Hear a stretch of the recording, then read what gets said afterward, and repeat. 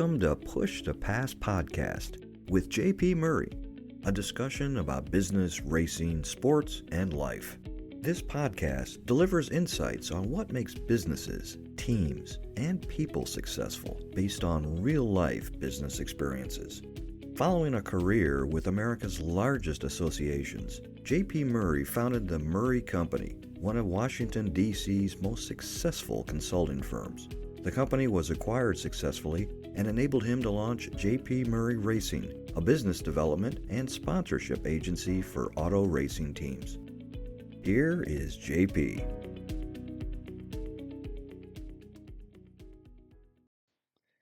Hello, everyone. It's JP. Welcome to this episode of the Push to Pass podcast.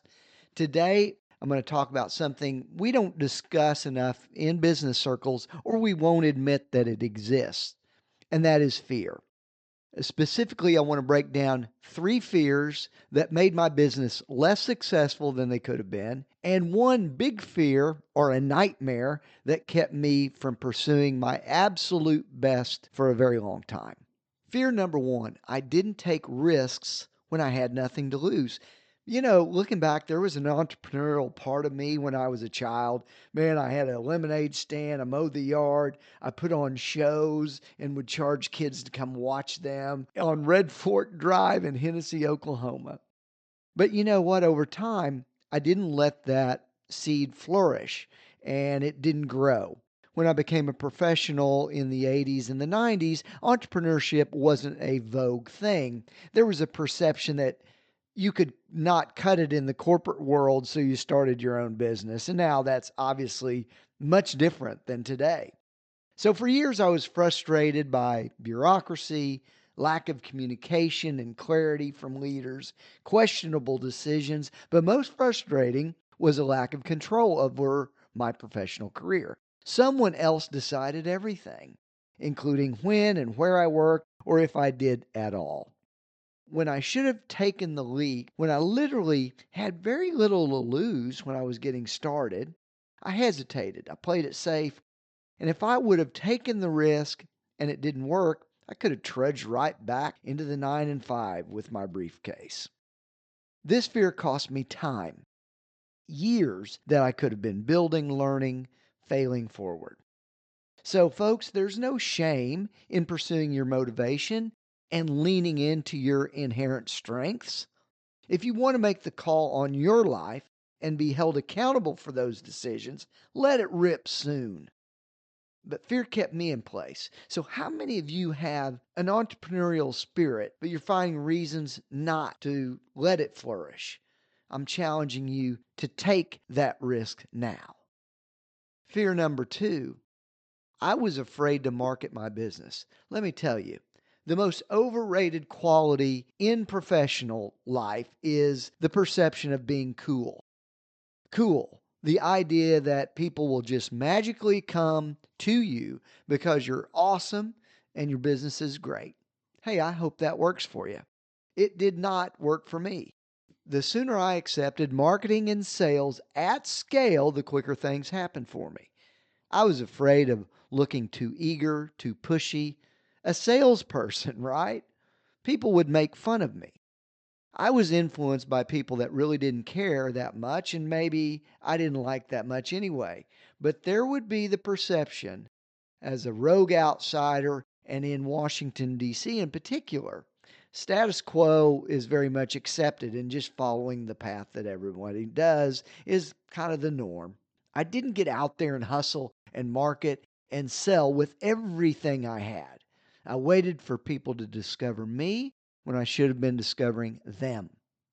Your business might be the best kept secret in your industry, and that's not a good thing in my view. And that's just fear masquerading itself as some kind of dignity or coolness. My fear number 3, I didn't double down on my most profitable business units. This one really stings, to be frank with you. Our margins on consulting, for example, were significantly better than our direct sales business. We did a little bit of both, right? We did outsourced sales and marketing, And then we learned a lot of things there, and those things helped us on the consulting side. So they were connected, but clearly consulting was much more profitable and had less overhead. So guess what? Most of our company's problems were also related to our outsourced sales program. Sometimes we weren't selling a good value proposition, we weren't aligned with the association. In effect, we were kind of only as good as they were. I should have put more emphasis on the consulting business. I should have leaned into what was working well, but I was afraid to narrow my focus, to specialize, to be known for just one thing. But here's another reason. I hired a bunch of people to work in outsourced sales, and that would have caused a reallocation of people and resources if I would have changed direction.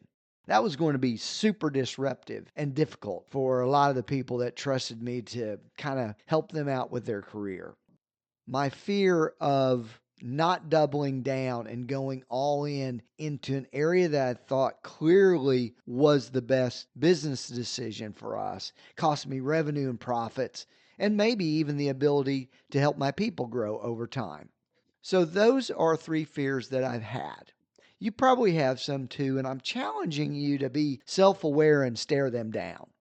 But now let me share the biggest fear of all, one that kept me from pursuing my absolute best. Let's even call it a nightmare.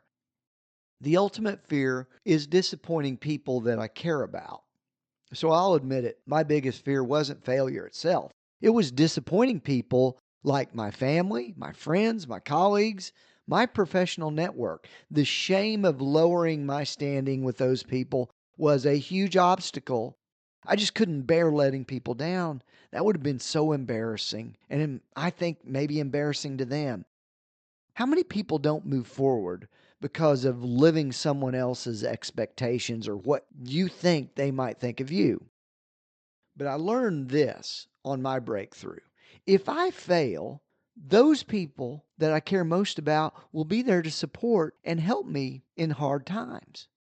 That realization is freedom, it's liberation. Once you understand that, you can flex and extend and flourish. Best friends will always be with you. Love from others won't be tied to your professional success. True believers in your life will be there for you. They might even join you on the journey. I know my wife Diane did. Man, that was amazing. In a way, though, it's actually a safety net you might not even know exists. So I encourage you to take a jump. Jump into the business, take the risk, double down on what's working, market, and tell your story. Because success depends upon it. The people who matter won't judge you for trying, they'll actually admire you for it. Hey, there's no guarantee this will work, but what if the alternative is a boring existence that just repeats itself every 6 months? Not for me. Probably not for you either.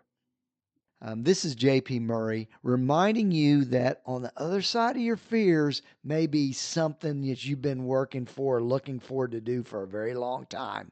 And I'll see you on the other side. Thanks for listening, and we'll talk next week on the Push to Pass podcast. Bye-bye, everybody.